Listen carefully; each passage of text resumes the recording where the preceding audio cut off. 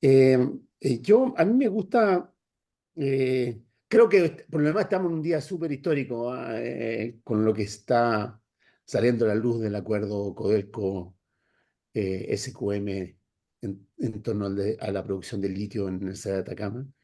Es un momento, digamos, que creo que comparable con otros momentos históricos en los cuales Chile recupera, digamos, cierta soberanía en el uso de sus recursos naturales.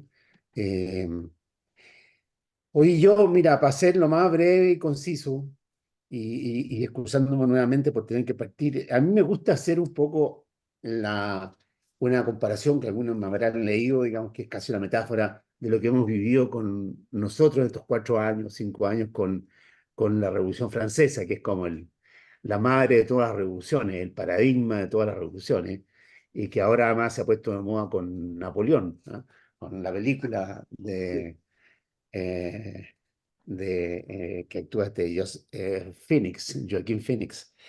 Eh, yo creo que nosotros tuvimos nuestra Bastilla que fue, recordemos, una cosa pequeña, pero completamente sorprendente, que nadie previó, nadie planificó tampoco muy bien. Nosotros fue nuestro estallido del 19. Eh, Ahora, lo que es interesante es que a partir de eso nosotros tuvimos nuestra suerte de comité de salvación pública, que fue en la convención. Por suerte no practicó el terror, ¿no? Pero estuvo cerca, y ni menos, digamos, usó la guillotina, pero fue una propuesta hiper refundadora, digamos, hiper disruptiva, como lo fue la propuesta de la revolución. Ahora, eso provocó un temor en la población y un retorno, digamos, como a las pulsiones más básicas de seguridad, de miedo a la violencia, de protección. Esto fue estimulado por la pandemia, además. En la pandemia como que hizo que esos virus, digamos, brotaran con mucha energía. eh, y iniciamos un proceso de restauración también otra vez a la francesa, ¿no? Aquí no le cortamos la cabeza a Robespierre, pero estuvimos cerca, ¿no? De Lisa Loncón no se puede hablar, está totalmente cancelada, ¿no? Y de muchas de las cosas de las cuales se habló en la convención fueron canceladas. Y se inicia un proceso de restauración que tiene, claro, como un hito fundamental el 4 de septiembre, pero se ratifican las elecciones del Consejo Constitucional. Hay un atisbo de esperanza con los expertos, que ya era respecto a la propuesta de la convención una, digámoslo así, un signo de moderación extrema, porque era prácticamente eh, una constitución muy livianita, digamos, muy poco programática. Y bueno, y yo creo que nosotros estamos hoy día, lo que ha sido interesante de este proceso es que llegamos finalmente a esta fórmula del plebiscito recién pasado, en que, como dijo la presidenta Bachelet, elegíamos entre lo malo y lo peor. No me gusta decirlo en esos términos, pero yo creo que porque, bueno, normalmente siempre las elecciones son esas. Las otras elecciones son muy simples. Las otras no son elecciones, cuando entra lo bueno y lo malo. Siempre las elecciones reales, difíciles, son entre un gris y otro tipo de gris. Eh, ahí están los grandes dilemas. En lo otro no, pues, lo otro es fácil. Y aquí elegimos finalmente entre una propuesta que lo que hacía era muy sutil e inteligentemente reforzar los aspectos más, digámoslo así, individual capitalista del esquema constitucional, sazonándolo con elementos de moralismo católico conservador, eh, muy gringo, y la constitución actual que más o menos ha permitido practicar política socialdemócrata con limitaciones, pero ha permitido en el curso de los últimos al menos 30 años. Y decidimos quedarnos con lo segundo. ¿Ah? Pero nos quedamos con lo segundo, quiero decir, como con una opinión pública, una población que a raíz de esta experiencia revolucionaria que vivió, valoró aspectos que desde el punto de vista de la izquierda eran pecados y eran fallas. Eh, Terminó en este proceso valorando aquellos aspectos, digámoslo así, llamémoslo así, capitalistas de su vida cotidiana. Eh, Valorando la heredabilidad de los fondos, valorando la propiedad de la vivienda, desde luego, valorando el ahorro privado, individual, digamos, y recelando del Estado, de lo colectivo y de todo aquello, ¿no? O sea, yo creo que desde el punto de vista de las izquierdas se cometería un grave error y una ceguera no tener presente que se produjo en ese sentido una evolución cultural a que algunos podrían llamar regresiva. Cada uno podrá juzgarla como quiera, pero que se produjo una suerte de valoración de los aspectos capitalistas que tiene, digamos, la vida en Chile a raíz de todo esto. O sea, si ustedes quieren, para usar una metáfora bien conocida, aquí se metió la retroexcavadora, eso fue la convención, la, la retroexcavadora del presidente de esta organización, y, lo, y, lo, y los choferes de la retroexcavadora dijeron, hasta aquí nomás, por favor, no queremos que nos saquen, no queremos que nos saquen el modelo, ¿ah? De la manera como ustedes lo plantean. Bueno, eh, yo creo que a mi juicio, que yo soy un autocomplaciente, si me preguntan si esto valió la pena, yo creo que sí que valió la pena. Eh, Valió la pena porque hay que tener en cuenta cuál era el punto de partida. El punto de partida era una situación eh, revolucionaria que podría haber desembocado en una crisis de la democracia y de la convivencia. Eh, el propio libro Jaime Quintana, que relata esos días, y el libro de Blumel, que relata esos días, deja eso en evidencia, ¿no? Aquí, y desde ese punto de vista también yo no comparto esto que se dice, miren, uno, que perdimos el tiempo. No perdimos el tiempo. Si aquí no es que dejamos de hacer otras cosas porque estábamos haciendo esto, si el país no se detuvo, las personas no se detuvieron. No es tampoco cierto que terminamos igual como empezamos. Es como lo que uno dice en las terapias, que claro, tomó más tiempo, fue más difícil, aparentemente fueron cosas obvias, pero no terminamos iguales, ¿no? Y a esto yo sumaría que bueno, logramos evitar una crisis, como decía, mayúscula, y, y yo creo que en ese sentido la derecha, particularmente lo que fue la campaña a la favor, pero que la campaña a la favor es importante leerla con detalle, porque ese es el ethos, digamos, el alma de los republicanos. Si uno lo observa a ellos, lo que trataron lo que nos dijeron, lo que le dijeron a Chile fue el estallido de octubre fue un complot de los octubristas que nos condujo a la violencia y que terminó con un país prácticamente perfecto que teníamos hasta entonces. O sea, nos rompió con el oasis, ¿ah? Y nos lanzó en esta pérdida de tiempo y de energía que ha sido estos 4 años. Y lo que ahora se trata de restablecer, con rasgos incluso más individualista, más capitalista, ese Chile pre-octubre del 19. Eh, o sea, es una manera de negar que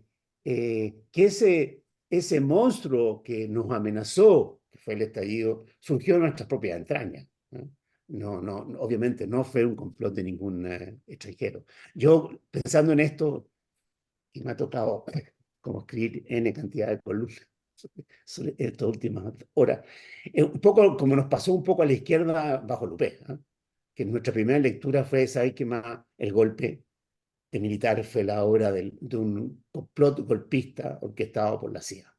¿Ah? Nosotros, nada que ver, ¿no? El país como lo cantan las canciones del Quilapayún, era una fiesta bajo Allende. Eh, Nos tocó muchos años asumir que para muchos no era una fiesta y que detrás del golpe estuvo una parte importante de la sociedad, ¿no? La derecha está hoy día ante el mismo desafío digamos, curar su herida narcisista, o sea, que le lleva a tener una actitud defensiva que le impide ver lo que fue el estallido. Yo creo que hay una batalla cultural respecto al estallido que hay que dar. No para reivindicarlo, no para glorificarlo, no para idealizarlo, sino para asumir que allí se revelaron, bueno, claro, ahí se reveló Tánatos, se revelaron pulsiones, fuerzas que no han muerto, que están vivas y que tenemos que saber encauzar. Lo hemos hecho por esta vía del proceso constitucional, ¿ah? Pero esto se agotó, y se agotó, y tenemos que encontrar otras vías para canalizarlas, porque de lo contrario nos podemos encontrar efectivamente con situaciones parecidas. Entonces yo no soy, en ese sentido, pesimista, no soy derrotista respecto a lo que se ha hecho. No estimo que haya sido una pérdida de tiempo. Creo que conviene reivindicarlo. Hemos tenido una terapia larga, efectivamente, pero la hemos tenido. Hemos salido más moderados. Hemos todo corregido nuestros puntos de vista. Eh, o sea, tenemos la distancia que hubo entre las posturas en el 17 de diciembre respecto a las que hubo el 4 de septiembre eran menores. O sea, tampoco es efectivo que estemos así irremediablemente polarizados. Eh, y si me miran, y si pienso, y por lo tanto, yo tampoco creo, yo creo, en ese sentido, yo tomaría distancia respecto a esas tesis medias tremendas, chuta, de que Chile se izquierdizó y cambió para siempre en octubre del 19 y ahora volvió a cambiar enteramente y para siempre en diciembre, perdón, el 4 de septiembre. Recuerden que se hizo esa lectura y que ahora volvió, no sé, a una suerte de estabilidad el 17 de diciembre. Yo creo que el comportamiento del electorado chileno, sobre todo hoy día con voto obligatorio, es bastante difícil de prever. Y yo creo que salimos de esto con una sociedad un poco menos impaciente. Con una sociedad, si ustedes quieren, con un país un poco menos, obviamente, que se compran mucho menos soluciones utópicas, ya sea republicana o identitaria. Eh, un país, si ustedes quieren, que cree menos en las constituciones como Bala de Plata y en las normas como Bala de Plata. Eh, si ustedes quieren, como dijo la presidenta, más inclinado a lo malo que a lo pésimo, ¿ya? A un tipo gris que al otro. Si ustedes me aprietan, para usar una palabra que yo sé que no es, salimos, ¿saben qué? Un poquito más, ni creo toda una clase de meditación, hinduista, o budista, y estamos un poquito más resignados, ¿ah? Y yo creo que a partir de eso hay que tratar de construir o de tejer algo distinto, ¿ah? Yo no creo que sea un tiempo, como decía, para mucha, mucha utopía. Yo creo que, pensando más en lo concreto, yo creo que a la derecha eh, hay que darle un tiempo para que haga el duelo, sobre todo a la derecha tradicional. Los duelos muchas veces tienen una partida media histérica, con algunas acciones que son medio incomprensibles. Hay que aceptarlo y dejarlo. No apurar, digamos, al ganado viejo, ¿ah? Eh, y tolerar, como dije, algunos desabruptos. Pero la derecha está ante la derecha tradicional, digo, está ante una encrucijada. Y la encrucijada, como sabemos, es o mantenerse en la postura de la favor, que significa entregarle la hegemonía a los republicanos, y terminar un poco como ha terminado el Partido Republicano Americano, que fue secuestrado por Trump, ¿ah? Eh, o bien la derecha se diferencia, y la manera de diferenciarse de los republicanos es un poco como lo hizo el 90 respecto al pinochetismo. Y eso es buscando entendimientos con la centroizquierda. Ahora, ¿por qué encuentro eso importante? Porque esos entendimientos podrían permitir iniciar un nuevo ciclo, ¿ah? un nuevo ciclo virtuoso en la política chilena. Si ustedes me apuran, unos nuevos 30 años. Porque más o menos 30 años duran todos nuestros ciclos, ¿eh? O sea, no es aquí que tenemos el profesor de historia, Francisco Vidal, lo podrá ratificar. Pero hicieron unos 30 años. Y los nuevos 30 años funcionan sobre la base de que todas las partes aceptan de que hay ciertos consenso y momentos de consenso o de acuerdos básicos, y hay otros momentos de confrontación y de competencia, y que hay alternancia. Y para tener alternancia hay que tener 50+1, ¿no es cierto?, en la segunda vuelta al menos. Casta es difícil que consiga 50+1 prácticamente por personalidad, ¿eh? A lo mejor no por su idea. El compadre Cast tiene un gen mesiánico y como con un gen medio entre mesiánico y heroico, como que goza con la derrota, ¿ah? Y como tiene esta cosa media católica conservadora, como que la derrota es como el silicio, ¿ah? Prueba que va por el buen camino, ¿ah? Entonces no sufre con la derrota, no sufre con la derrota, las goza.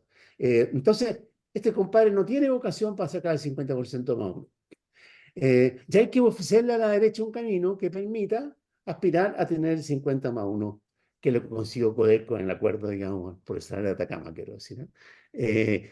Entonces, ahora, para lograr esto, yo estimo así que el gobierno tiene que abrirse, no tiene que seguir, no, yo creo, no tiene tanto que seguir el camino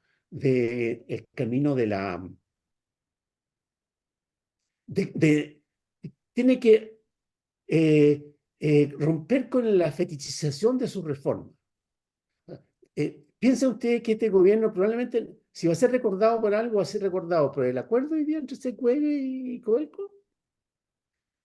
¿Va a ser recordado en la agenda de seguridad? ¿Por qué va? Por lo menos al momento que vamos por esas dos cosas. No creo, la reforma de pensiones va a ser bien marginal y podría ser que produzca, aquí el gran pencazo fue la PGU. Lo que venga ahora va a ser mucho más marginal. Y el acuerdo respecto al crecimiento, el acuerdo fiscal, eso es, desde el punto de vista de la población, es hablar griego, ¿ah? Esa cuestión no reditúa. Entonces, yo creo que el gobierno está un poco entrampado con la fetichización de esas dos reformas, que si no las saca, como que sería un fracaso. Yo creo que hay que seguir un poco el camino de la ministra Toá, ¿ah?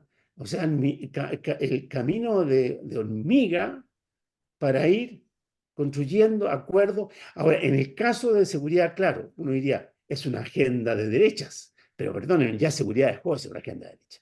Ah, si seguimos pensando que seguridad es una agenda de derecha, estamos perdidos, ¿ah? Pero como lo ha hecho ella, sin aspavientos, con mucha modestia, tragándose muchos sapos y como hormiga, construyendo acuerdos y sacando la cosa adelante. Yo creo que esa misma actitud habría que tener en otros campos, como ya, bueno, y no solo pensiones y pacto por el crecimiento, pacto fiscal, también en salud, también en vivienda, también en otros aspectos que son menos glamorosos, pero que son muy importantes para la vida de las personas, desde luego empleo, ¿ah? Hoy día hablaba con un grupo con Tenemos que hablar de Chile, que han hecho como una especie de conversatorio en que han reunido más de 4.000 personas y que me decía que el tema de seguridad es seguridad, seguridad, seguridad, seguridad, seguridad. Y mucho más abajo los temas económicos que tienen que ver con el empleo, ¿ah? Eh, entonces, eh, como dije, yo creo que, que el gobierno en general está bien estimado. Yo no diría que este gobierno requiera de ningún ajuste particular, ¿ah? Eh, Uno no ve que haya un ministerio en que esté haciendo agua. A lo mejor necesita algunas renovaciones, pero yo diría bastante marginales. Pero yo creo que habría que salirse de la mitificación de las grandes reformas, como si está, está un poquito como los escolares que tienen, el sentimiento que tienen que pagar una obligación que está autoimpuesta y dedicarse mucho más a la gestión de los problemas reales.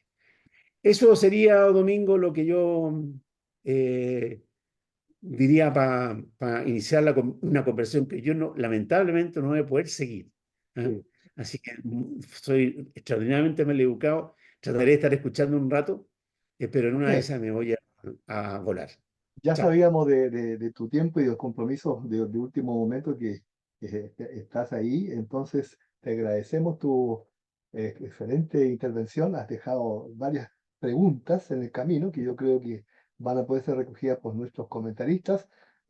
Así que le doy de inmediato la palabra a Adriana del piano. Nana, buenas tardes, bienvenida, muchas gracias por tu gentileza. El micrófono tienes que Ahí, abrirlo. Ahí ahí. sí, muchas Bueno, gracias, muchas Nena. gracias, Domingo.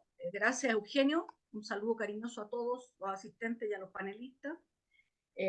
No sabíamos por dónde se iba a descolgar Eugenio, pero quiero decir que comparto con él un aspecto muy fundamental, y es como la necesidad, después del octubre, después de la pandemia y después de estos 4 años, finalmente, entre que vamos a tener una nueva constitución, no vamos a tener la elección 1, elección 2, elección 3, a mí me llama mucho la atención lo que significó para Chile los Juegos Panamericanos. Perdón que me vaya a una cosa tan específica. Los Juegos Panamericanos fue un momento de felicidad en el país. Tenía algo de normalidad, algo de volver a creer que había un nosotros, que había una normalidad, que se podía ir al estadio con los niños chicos, con la gente mayor. Fue un mes, octubre, y curiosamente correspondió a octubre, un mes como sanador. En mitad de todo esto hubo un momento de normalidad. Y lo destaco un poco para reforzar en parte lo que ha dicho Eugenio, que lo comparto. Es como, eh, yo creo que hay elementos que nosotros discutimos mucho, en los cuales no creemos, pero que se fueron haciendo más cultura de lo que imaginábamos. O sea, este es un país que le toca el porcentaje de imposición y realmente hoy día lo siente como un zarpazo del Puma. Cuestión que hace 30 años atrás no habría sido así. Y como que esos mismos cambios nos sorprenden y sorprenden a la política, sin saber cómo de alguna manera insistir en que el modelo económico, en que ciertos aspectos de él, eh, incluso hoy día estamos más atrás de lo que planteó Piñera con sus 3 y 3 puntos. En fin, si lográramos eso ya sería un avance. ¿Por qué lo digo? Porque creo que esta idea de un país eh, más neoliberal de lo que lo imaginamos, en mitad de un país muy injusto y todavía con anhelos de cambio, sin embargo la gente creo que mayoritariamente se desplaza hacia ciertos elementos que ya lo siente propio, tenga mucha, poquita o ninguna plata, siente que eso le pertenece. Creo que le hizo un daño enorme al país el tema de los 10% de la previsión. Fue el momento en que algo que nunca nadie pensaba que tenía materialidad, adquirió materialidad. Quiero mi 10%, da lo mismo si ese 10% era mucho o poco, quiero mi 10%.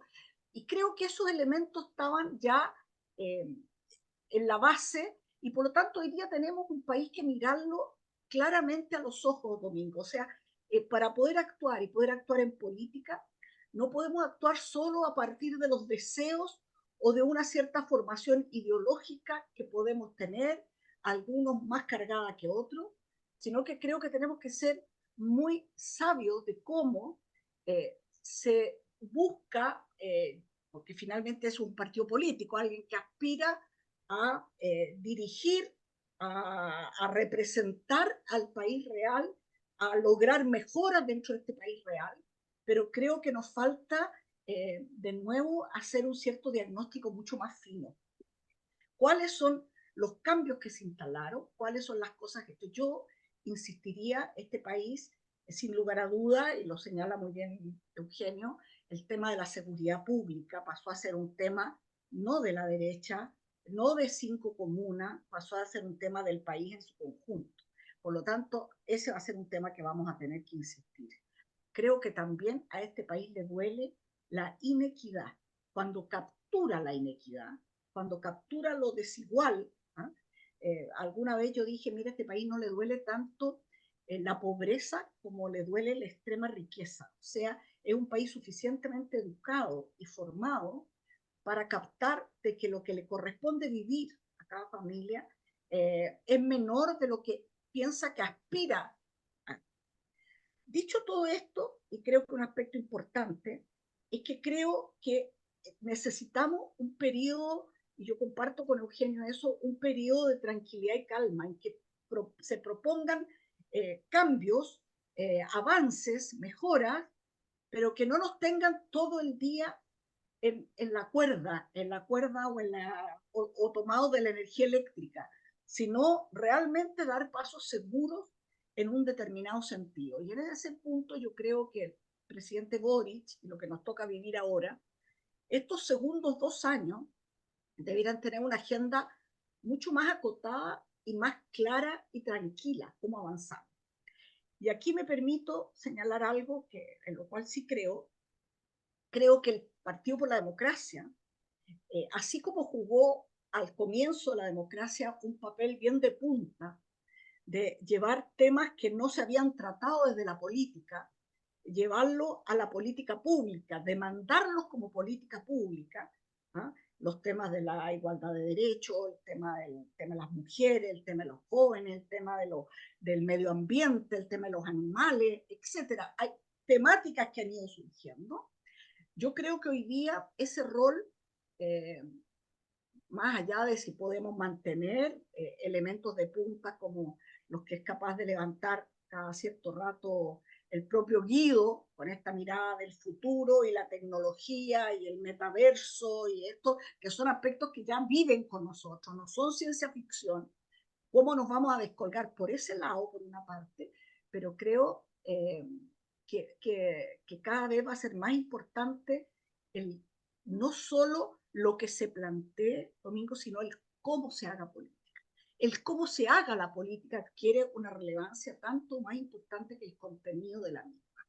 Y yo en esto sí que estoy segura de que la gente ya no tolera ni la prepotencia, ni ese aleje a las alturas. El mundo de la política es un mundo humano mucho más transparente, o se lo aspira mucho más transparente que antes, y por lo tanto quien aspire a representar en cualquier cargo, sea concejal, alcalde, diputado, senador, presidente de la República, claramente hoy día ya no puede verse a sí mismo como un privilegiado, sino realmente como un servidor.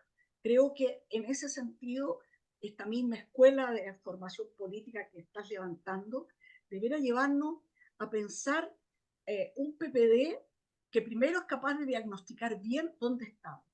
Segundo, es capaz de ser puente hacia las propias coaliciones posibles hacia la derecha para lograr acuerdos que permitan avance en este país, hacia el interior del mismo partido, que ha sido un partido bastante dividido.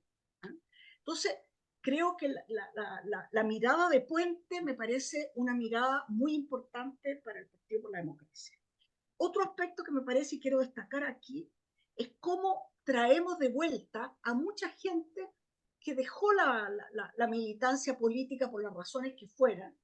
Y cuando tenemos al frente, por un lado, una tarea más tranquila, pero también tenemos una tarea compleja que es ganarle a una extrema derecha o a la derecha. Creo que nadie sobra, más bien todos faltan. Y aquí yo haría un gran esfuerzo como partido y un llamado a los dirigentes del partido a atraer a la gente que se fue, porque ya no tenía glamour o porque ya no entendió en qué mundo estaba la política. Y yo los invitaría a volver a remilitar, sea en este partido o sea en otro, pero yo creo genuinamente que tenemos que volver a reivindicar la política. No podemos ser bien locos, aspirando a cuotas de poder, ¿ah? Y que eso sea un partido político. O sea, yo me niego a creer eso. Yo creo en los proyectos colectivos, en proyectos en que hay claridad para dónde caminamos, en que se invita a muchos otros y que esto se va dando en un diálogo, ¿ah? En que doy, me das, avanzo, un pasito para atrás, dos pasos para adelante, etcétera, en un país con cuotas de normalidad, no todo el día agarrado del enchufe o de la energía eléctrica. Y finalmente, yo diría que estos 2 años tenemos los mismos tiempos que vienen desde el origen de este gobierno hasta ahora, pero con una situación que yo creo que es distinta para el PPD. El PPD hizo una opción de ser partido de gobierno y por lo tanto lo que le pasa a este gobierno también depende del PPD, aunque sea un partido más chico, menos chico, pero no podemos mirar como si esto fuera un partido de fútbol que lo juegan otros. Aquí este es un partido en el cual nosotros estamos en la cancha y por lo tanto nuestra gente que trabaja en el gobierno, la gente que aspira a tener un cargo de representación el próximo año en las municipales, en los distintos espacios, bueno, yo creo, Domingo, y aquí hay una gran tarea para tu grupo, tiene que haber una formación, una inducción. ¿Ah? Nosotros tenemos un bagaje porque hemos sido parte de los 30 años primero, más de los como 10 que van después, ¿ah? Y hemos estado siempre en esto. Entonces, y en general hemos hecho una gestión de buena para decente, por lo menos, de buena para decente, ¿ah? Y por lo tanto, cómo eso lo retomamos y lo transformamos en un avanzar colectivamente como partido. Yo creo que eso es muy importante, creo que es muy significativo, y ojalá el presidente del partido tome esto en sus manos y nos conduzca hacia allá, porque creo que estamos llamados a jugar, aún siendo un partido chico, a jugar un papel muy significativo por justamente el carácter del PPD. ¿Ah? Si a mí algo me cae bien del PPD, ¿ah? Este carácter que no tiene que arrastrar la historia consigo mismo, ¿ah? Que por un lado le da fragilidad, pero por otro lado le da grados de libertad muy importantes para adaptarse a los nuevos tiempos y a las nuevas tareas. Y yo creo que en eso tenemos mucho que decir. Lo dejo hasta ahí para ver qué dicen los otros contertulios. Gracias, Adriana. Muy interesante, principalmente todo aquello que estás planteando como tarea del Partido por la Democracia. En nuestro proceso formativo que inicia la Secretaría Nacional de Formación Política, que fue reconstituida en octubre de este año, nos estamos proponiendo muchos de los temas que Adriana está planteando, así que creo que estamos en sintonía, pero también vamos a buscar una manera de que en nuestros trabajos de exposición haya una representación de la diversidad. Hoy día ha sido Adriana, el piano, ¿verdad? A quien le tenemos mucho aprecio por toda su historia en el PPD. A continuación viene un joven, además del pueblo mapuche, Andrés Carfuqueo, de la Juventud por la Democracia y miembro de la Secretaría Nacional de Formación Política. Los jóvenes tienen mucho que decir. Veamos qué nos dice a Andrés Carfuqueo de lo que hemos escuchado ya de Eugenio Tironi y de Adriana. Muchas Hola, gracias, hola, Peñi. ahí está. Muchas gracias, Peñi. Gusto verte, saludarte, Mari, que estés muy bien. Mari Peñi. Buenas noches a todos y a todas, a todos. Soy Andrés Ignacio Calfuqueo Olmedo, hincha Andrés Calfuqueo Olmedo Piñén. Rubén Mañuna y Mun Cupán Compuché, gracias por estar aquí en este momento. Ya van a ser las 8 de la noche. Así que agradecido también de estar destinando tiempo a algo tan importante como la formación política. Y bueno, para quienes no me conocen, yo soy un apasionado por la justicia, un apasionado por los asuntos públicos. Yo vivo en una comuna que es la comuna con mayor autoidentificación mapuche de todo Santiago, de las 52 comunas, que es Cerro Navia. Junto a Puente Alto tenemos el 14,7% de la autoidentificación. Y toda esa realidad, el tener un apellido mapuche, también tener un apellido español, también nortino, Olmedo, me ha llevado a ser dirigente de una organización mapuche a la vez que soy estudiante de ciencia política de último año, ya felizmente licenciado. Y yo creo que como juventud del PPD, que también estoy orgulloso del trabajo que hemos realizado, Tenemos que agradecer estos espacios porque aquí estamos con pesos pesados a nivel académico, pero también a nivel político, y como juventud no se nos tiene que olvidar el poder transformador de la política. En mi caso personal, yo he vivido en Cerro Navia toda mi vida y he visto cómo cuando era niño, Cerro Navia era un microbasural permanente en todos lados y todo lo que eso conllevaba en la dignidad de las personas. Y gracias al poder transformador de la política, Cerro Navia ahora está bonito. Así que es súper relevante siempre como juventud, como formación política, tener eso en relevancia y sobre todo, y gracias por la instancia de poder hablar de estos últimos 4 años. Se ha hablado harto de lo que viene, y a mí me gustaría también analizar un panorama general a nivel ético de lo que pasó en estos 4 años, pero también analizar cómo fue el proceso en la misma campaña y lo que significa.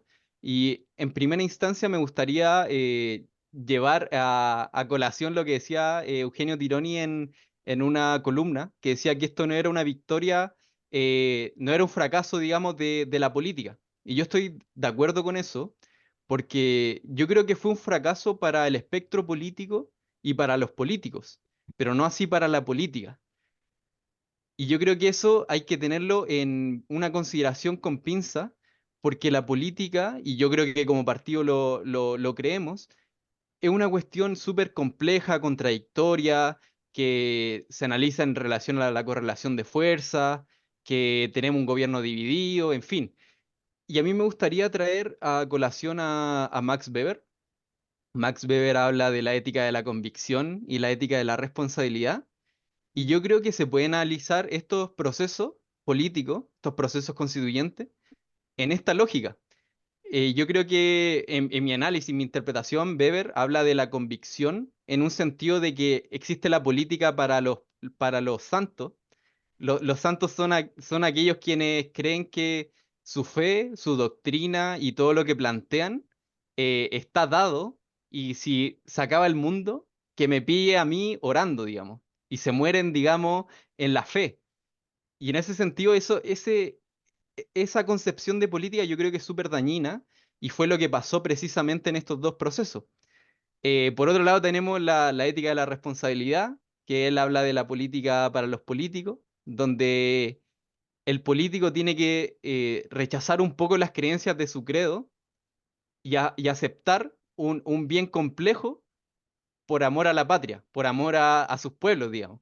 Y en ese sentido yo creo que faltó harto de eso en estos dos procesos, pero sí hay algo dentro de este último proceso respecto a la ética de la responsabilidad. Y es que si bien hay como un paraguas de que existe esta no aceptación de la complejidad de la primera convención, de creer que de los 37 escaños de la derecha y el 43% del voto voluntario, como que no existía la derecha, y se demostró, digamos, que eso no era una realidad. Y por otro lado tenemos la propuesta actual donde Republicanos planteó maximalistamente su visión.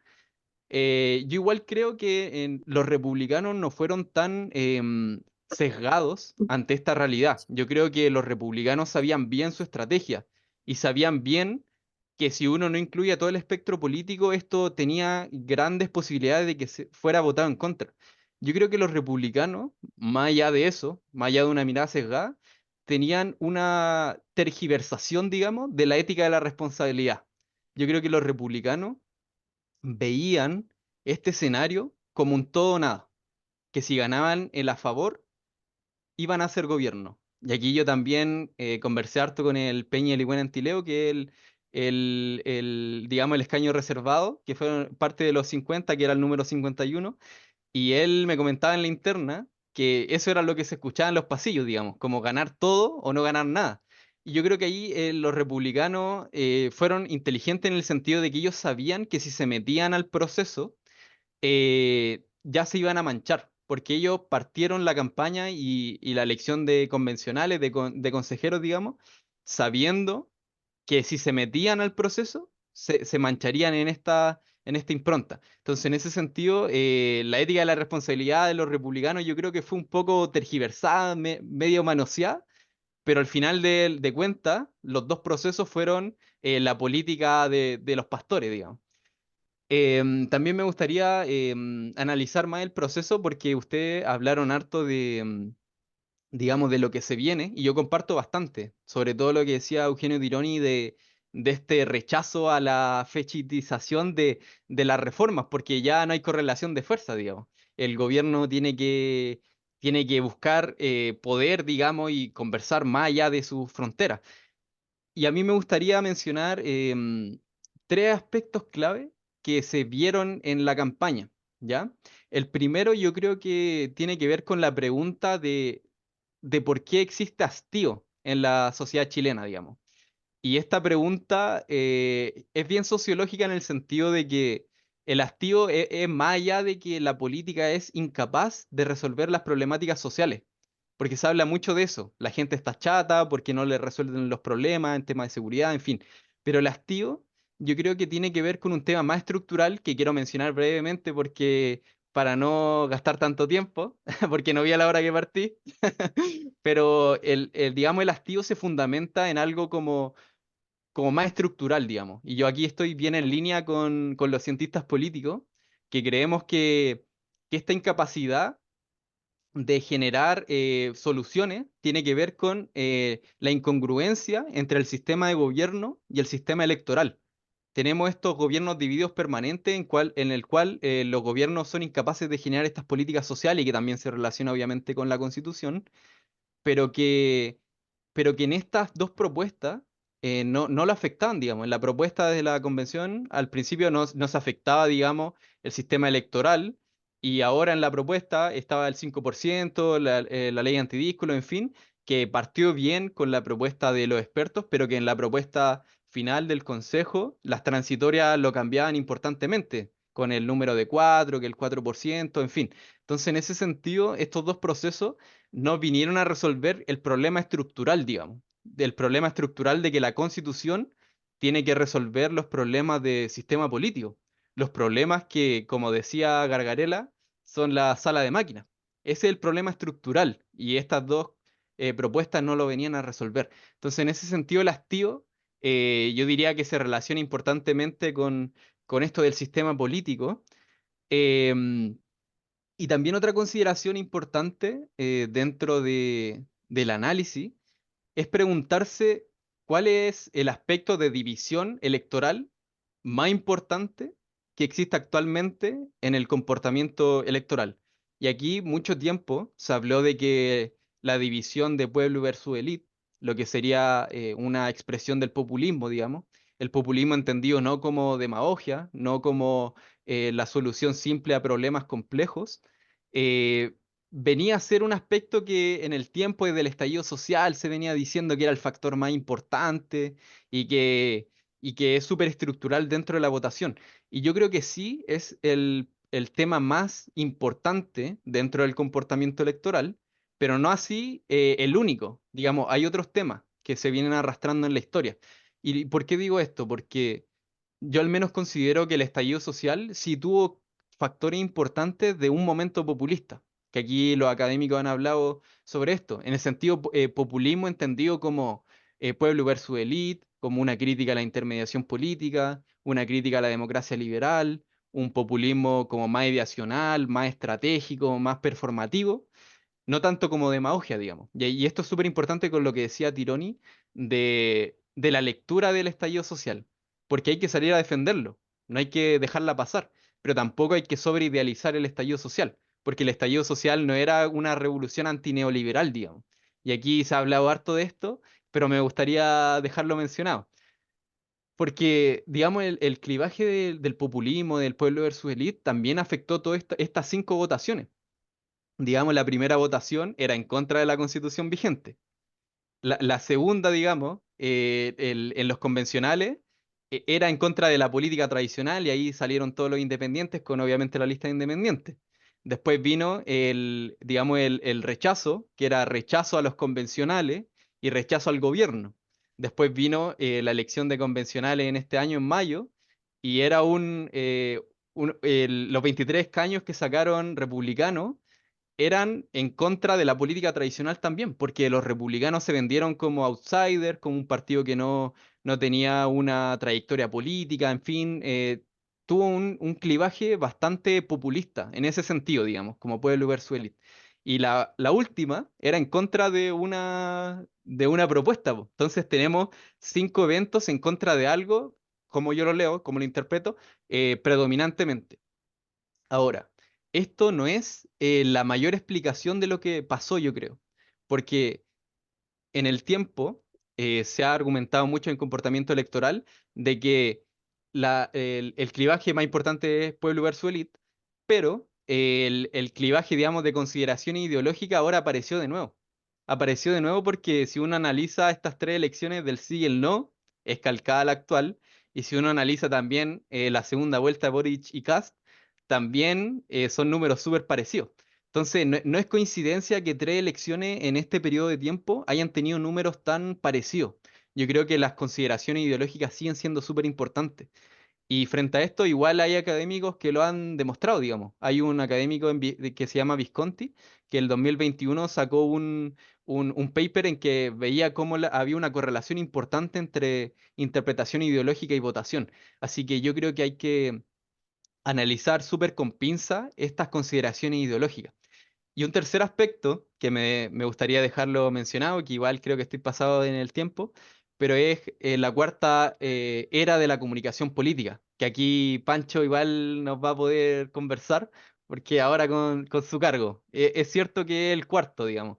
TVN es el cuarto lugar. El primero es Chilevisión, el segundo el Mega, tercero el 13, cuarto es Pancho y el quinto es CNN con 26%. Así que muchas gracias por el espacio y que se abra la reflexión. Muchas gracias, Peñi. Muy bien, Andrés. May, muchas gracias. Excelente intervención. A voz de la juventud, licenciada en Ciencias Políticas, en este comentario de la coyuntura política. Y tenemos el cierre estelar de esta noche. Nos vamos a felicitar al nuevo presidente del Consejo Nacional con el dato que estamos en cuarto lugar, pero en fin. Francisco Vidal, todos lo conocemos, no hay que invertir tiempo en su currículum. Gracias por tu tiempo. Todos somos todo oído, tienes 10, 15 minutos y con eso cerramos. Bueno, Adelante. muchachos, aquí estamos. Los saludo a todos. Escuchando a Tirón y la nana, a Andrés, eh, voy a aterrizar de este modo. Una cosa general. En toda la historia de Chile hay dos fuerzas que chocan. Las fuerzas, por así decirlo, del progreso y las fuerzas más retardatarias o conservadoras. Estoy leyendo un libro de una gran historiadora de la Diego Portales, que se llama Ana María Studen, y que lo reeditó. Es un libro de 1990 y salió hace 15 días y lo compré. Y es muy interesante, por ejemplo, que la ruptura del consenso oligárquico en Chile es la década del 40 del siglo XIX. Y estoy leyendo artículos impresionantes en la necesidad de apertura bajo el liberalismo y la necesidad de permanecer, el conservadurismo. Y estoy leyendo también cómo se rompió ese consenso oligárquico, aristocrático más bien. Y ahí está entonces la sociedad de la igualdad, que yo creo que es el primer movimiento de izquierda cultural en Chile. Si uno leyéramos a Bilbao y Arco y le quitamos la fecha, podría ser una columna de hoy día. Digo esto porque yo creo que ha sido una lucha permanente en todas las sociedades. A esas contradicciones, por abajo y emergiendo lo que siempre ha sido para mí la contradicción principal de las sociedades, que es la contradicción económica y social, que se sobrepone a las demás. Y eso se dio a fines del siglo XIX, principios del XX, la cuestión social. Viene la Constitución del 25, viene la República Mesocrática, y cuando llega la máxima expresión de avance de lo popular, de lo progresista, viene la reacción siguiendo el modelo de Tirón y la Revolución Francesa, que es la dictadura. Y en los últimos 35 años estas fuerzas van en equilibrio. Nosotros, la Concertación, 20 años como Concertación, 4 más como nueva mayoría. La derecha recupera 8 años. Y después nos enfrentamos quizá al gobierno más de izquierda desde el año 90, que es el gobierno actual, que es claramente el más transformador en un sentido progresista. Y obviamente, la derecha, todas las derechas, todas, no solamente la política, desde el día 1 han intentado destruir al presidente y a las alianzas que lo son. Desde el día 1. Y cuando yo digo todas las derechas, quiero que lo perciban bien, compañeros. No es solo el diputado, el senador, el presidente de partido. Basta leer los diarios, el Mercurio, la Segunda, la Tercera, las últimas noticias, el Libro. Basta ver la actitud partisana de las universidades de derecha, la San Sebastián, la del Desarrollo, incluso la Adolfo Ibáñez, la de los Andes, la Autónoma, la Católica, con Clapes, donde está Felipe Larraín, es otro. Son como 5 o 6 Patrice Lumumba contra contra este bloque que quiere transformación. Y pasamos por todas estas vicisitudes que van escondiendo esta contradicción principal. Y claro, hay momentos en la historia en que las fuerzas del cambio se aceleran y no perciben que al frente están las fuerzas muy poderosas, en Chile sobre todo, capaces de detener el cambio y hacerlo retroceder, que es lo que nos ocurrió con la convención y con después la elección del 7 de mayo. Y lo que todavía no aprendemos, en la izquierda me refiero, es cómo la única forma de avanzar es, como decían los comunistas durante la Unidad Popular, en las murallas de Santiago, consolidar para seguir avanzando. Pero en nuestro mundo, 50 años después, todavía vive la otra consigna, el avanzar sin transar. Y ese es un drama nuestro.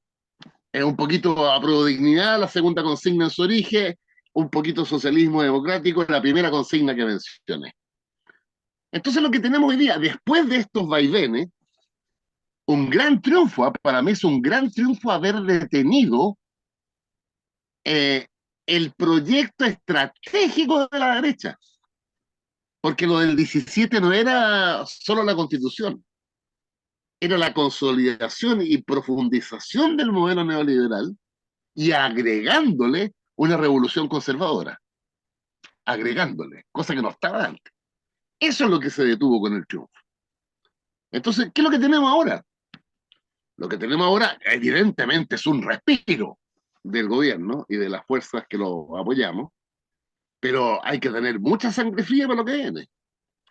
Mucha sangre fría. Claro, la derecha está derrotada, están empezando a salir los conflictos entre ellos, está en la mira las municipales y regionales, posteriormente, obviamente, la presidencial, pero nosotros tenemos que volver a tener la mayoría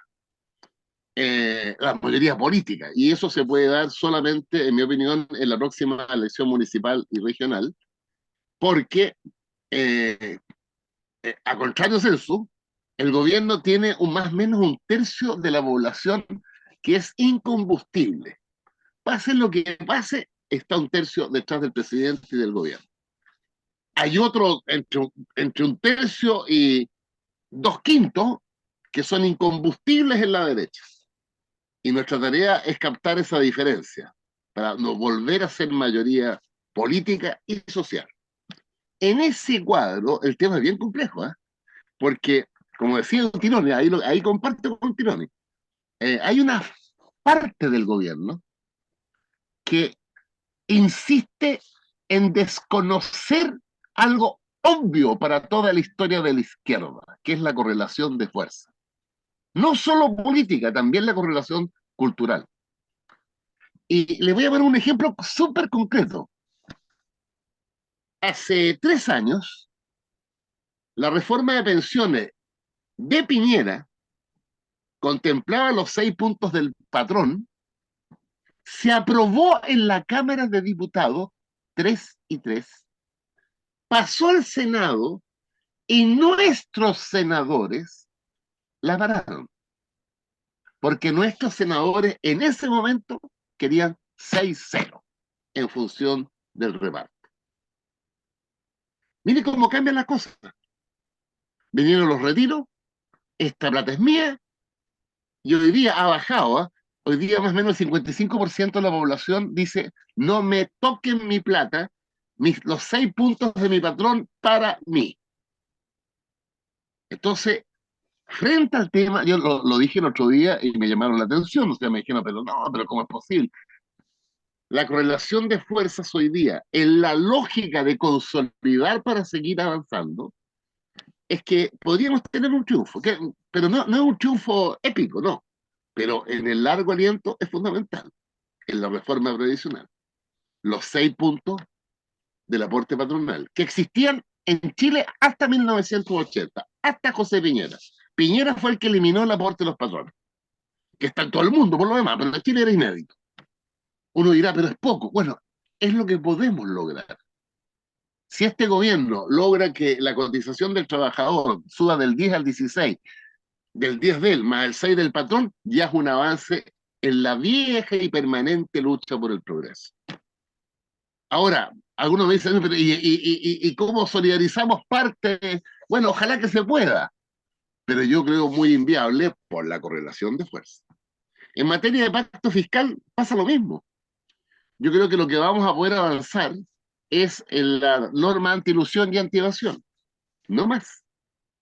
La derecha se va a oponer con todo al alza de los impuestos, que a todo esto el alza de los impuestos deben ser unas 50.000 personas, no más, de 11 millones de contribuyentes.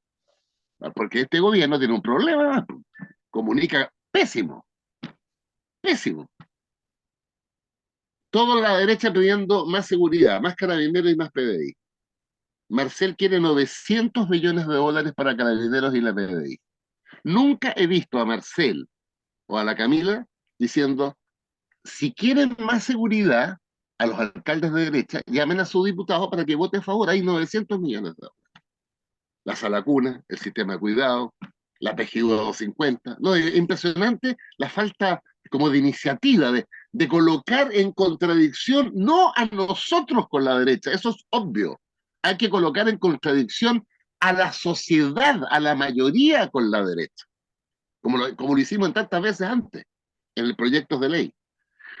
Ahora, viene el tema de la salud, el tema de la crisis de la ISAPRE, y a diferencia de Tironi, hoy, 27 de diciembre del 2023, comillas, el legado progresista de este gobierno son varias cosas.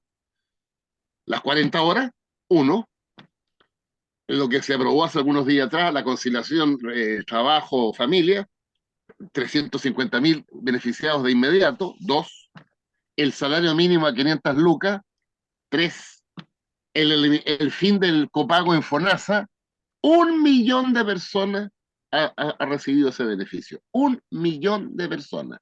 ¿Quién sabe eso? Nadie.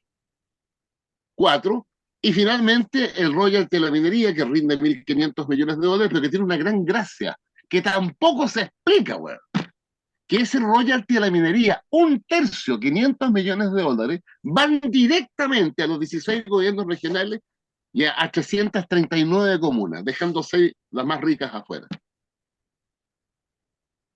Y esa es la tarea. Ahora, claro, esa tarea, aquí concluyo para las preguntas y los comentarios, esa tarea implica un gobierno que se deje de meter autogoles, implica un gobierno que considere que hay dos coaliciones, implica un gobierno que tome decisiones, aunque sea a costa de una fracción de su apoyo político. Ahí está, la Carola Toá lleva 22, y esta semana son 2 o 3 más, de las 31 legislaturas que comprometió con Coloma, el presidente del Senado. La gran paradoja, que la derecha dice que este es el gobierno que genera más inseguridad, y para la historia de Chile, en los últimos 40 años, va a ser el gobierno con más legislación sobre seguridad, superior a Lagos, a Elwin, a Frey, a Bachelet 1, a Bachelet 2, a Piñera 1, a Piñera 2. Este es el gobierno con mayor legislación en seguridad. Este es el gobierno con el mayor presupuesto para Carabineros y la PDI desde el año 90. ¿Quién lo sabe? Bueno, entonces yo creo que ahora tenemos un problema, pues, compañeros. Tenemos un partido súper débil.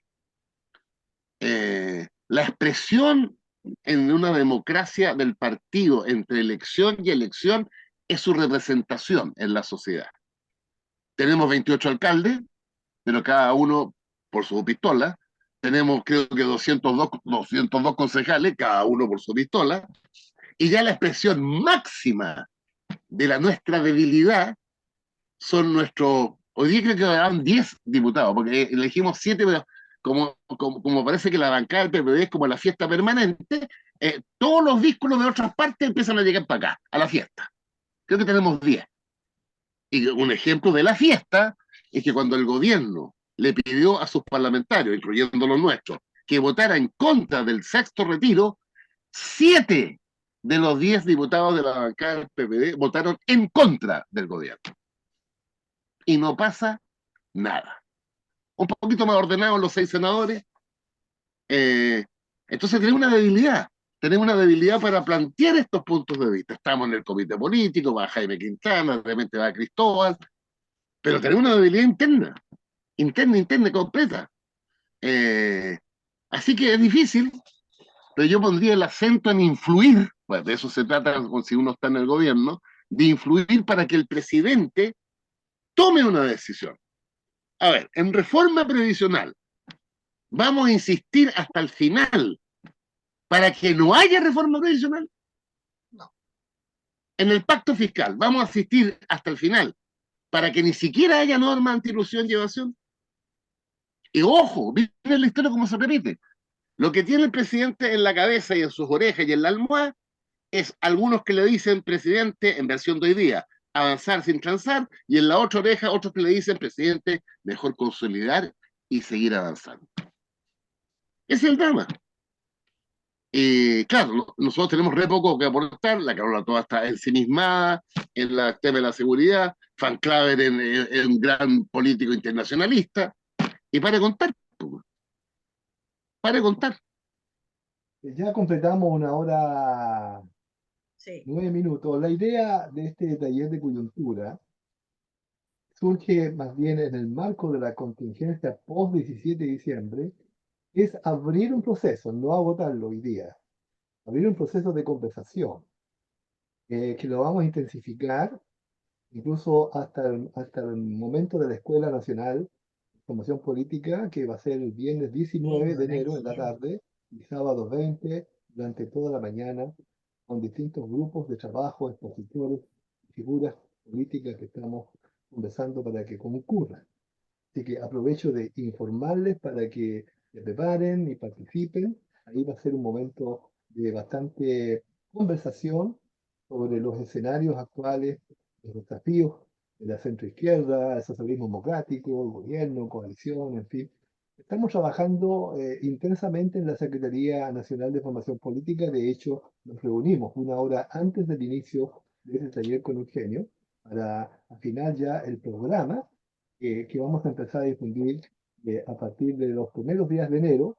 Y obviamente la idea es que ustedes se inscriban, que también puedan invitar a otras personas.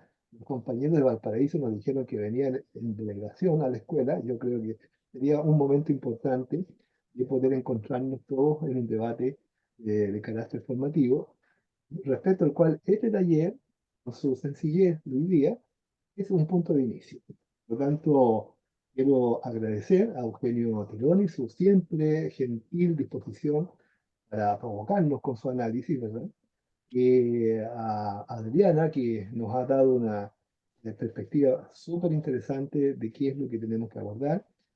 El análisis bastante profundo de Andrés Cartuqueo, nuestro cientista político, licenciado en Ciencias Políticas de la Juventud, y claro, la que ya sabemos, acostumbrada sapiencia de Francisco Vidal, que nos abre más ventanas. No es la intención abrir ahora comentarios y debates porque los tiempos nos pueden ir. La idea es que, como quien dice, mastiquemos lo que hemos escuchado, lo que estamos debatiendo, Y si hay alguien que efectivamente cree que es absolutamente necesario decir algo, yo diría que podamos solamente abrir un par de minutos para aquello, siguiendo la línea de la conversación.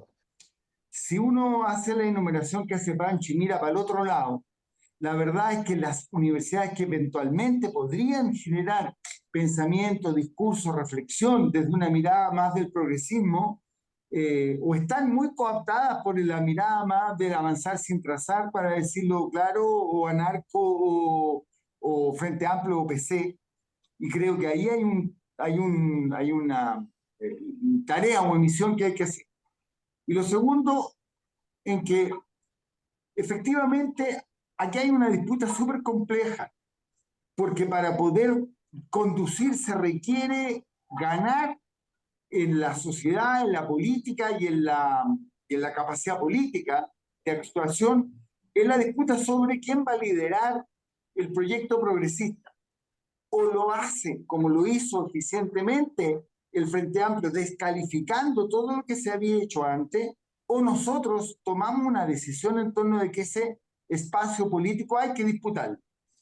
Y eso requiere una articulación que en algún minuto se planteó, bueno, hagamos una federación con el PS, pero una articulación política que tiene que apoyar al gobierno, pero que tiene que mostrar y tiene que ser capaz de establecer un espacio de liderazgo que es distinto y que puede ser complementario, pero que es el PC y el Frente Amplio en torno a un proyecto socialdemócrata, más que como lo hemos hecho hasta ahora, que es que nosotros hemos aportado a un proyecto que era muy rupturista. Ahí hay una ecuación súper difícil de poder consolidar, y que creo que debe ser parte del debate político de nuestra escuela que viene, aparte de las cosas que ya están dichas, que tengamos un gobierno menos sectario en lo general y más eficiente en lo particular, sobre todo en los temas de salud, educación, que finalmente son parte de las cosas que establecen un piso mínimo en esta historia, con una mirada comunicacional que es la que planteaba Ancho. Pero en suma quiero decir, ojo, que no hemos nunca discutido el rol de cómo se genera conocimiento, identidad en el ámbito de lo que es universitario, y la disputa en torno a qué es el proyecto político que va a liderar el progresismo en lo que viene, dado que estamos en un refugio y que nosotros estamos con suerte cooperando. Eso, perdonen si me alargué más de un minuto. Bien, Tomamos el recado para la escuela, así que ya el tema lo tengo en pauta. Fernando Reyes, bienvenido Fernando, tanto Pero por tiempo, favor, un muchas gusto. gracias. Muy Minuto. corto y concreto en función de lo que decía la nana, de que hay que saber un poco cuáles son los temas actuales. De alguna manera también Francisco lo colocó al decir cuáles son las correlaciones de fuerza. Yo diría correlaciones de fuerza respecto de contenido. Por ejemplo, nosotros hemos regalado la palabra innovación a la derecha. Y es muy impresionante, cuando eso debiera ser por esencia un contenido y un concepto manejado por un partido como el PPD. ¿Ah? Y nosotros no nos metemos ahí. Es como que el país estuviera congelado, no estuviera pasando nada con inteligencia artificial, con transformación digital, con todo lo que viene, que está a la vuelta de la esquina. Entonces yo diría que nosotros tenemos que tener una especie de proclama de la chilenidad digital, y una cosa de ese carácter, en términos de plantearnos la proyección del país. Si ustedes toman, y en 2 palabras yo lo estoy haciendo, el contenido del discurso internacional de Boric, es muy impresionante cómo él está trabajando permanentemente el concepto de humanidad. Fíjense que es la palabra más persistente que hay en todos sus discursos, por eso lo dijo, en fin, frente al tema de Gaza, frente al tema de Ucrania, siempre termina diciendo, este es nuestro tema por humanidad. Entonces la tarea nuestra es, ¿qué quiere decir humanidad en un país como el nuestro que va al 2030? ¿Cuáles son los contenidos en la relación ciencias tecnológicas, humanidad, que fue el tema que colocó Boric en la Asamblea de Naciones Unidas en septiembre pasado? Está ahí el discurso. Entonces, en resumen, yo creo que tenemos que trabajar en un equipo X, yo estoy dispuesto a colaborar en eso, en cómo le damos contenido a la nueva dimensión de un país crecientemente digital, con todas las variables y complejidades que ello trae, y eso convertirlo como una de las plataformas que el PPD puede tomar para revivir un poco el espíritu, como decía la nana, que tuvo en los 90 y al comienzo. Eso. Muchas Muy gracias, bien. Muy Fernando. bien. Recogido el recado, ya te tengo aquí anotado, así que voy a llamar y escribir relativamente rápido, lo mismo que lo que han planteado los demás compañeros. Lorena, en el caso de tu recado por el chat, sí, estamos teniendo un esfuerzo grande para poder integrar a todos los militantes desde Arica hasta Magallanes en las tareas de la formación política, aprovechando las tecnologías de Zoom u otras para poder trabajar directamente con ellos. Los regionales también han definido coordinadores regionales para integrarse en la Secretaría Nacional. Es la única secretaría en este minuto en el partido que tiene representantes formales de las 16 regiones de Chile. Como la Secretaría Nacional de Formación Política en este minuto tiene ya 32 personas, de las cuales 20, responden a directivas regionales. Por lo tanto, el esfuerzo que estamos haciendo es grande para tratar de llegar a la mayor cantidad de militancia y la prueba la vamos a tener, ojalá, con una asistencia importante, virtual, presencial y también híbrida, el 19 y 20 de enero. Así que seguramente nos vamos a encontrar unos días antes en otro taller de coyuntura que será marcado por las circunstancias de lo que viene en el camino. Bueno, la idea no es abusar del tiempo de ustedes. Gracias a Eugenio Tironi, gracias a Adrián Elpiano, gracias a Andrés Carfuquiego, gracias a Francisco Villar, gracias a ustedes por su tiempo, su disposición y por su interés y compromiso. Y la Secretaría está abierta a cualquier tipo de sugerencia, como la que acaba de hacer Fernando Reyes, que la anoté de inmediato, una programa de la chilenidad digital. Lo vamos a tomar en serio, Fernando, para ponerlo en pauta. Cualquier compañero que está en esta sesión que quiera proponer temas, que incluso quiera sugerirse para trabajar esos temas, simplemente me escribe y lo incorporamos en una pauta de trabajo para que su deseo y su interés pueda ser difundido en el partido. Sin más que decirles, agradecerles de nuevo, desearles un buen fin de año, sea muy próspero para todos ustedes y sus familias, los más cercanos, y que el 2024 sea un buen año para todos en todo sentido. Muchas gracias, muy buenas noches, que descansen. Nos vemos Chiquis en cama. Enviar. Chao, que estén Buenas bien. noches. Chao, Chao, Un gracias. chao. abrazo, Bien. compañeros. Que estén muy bien. Buenas Chao, noches. también. Gracias, buenas noches. Chao. Gracias por la invitación. Muy Chao. bueno. Cuídense, que estén Chao, bien. chao, que estén muy bien.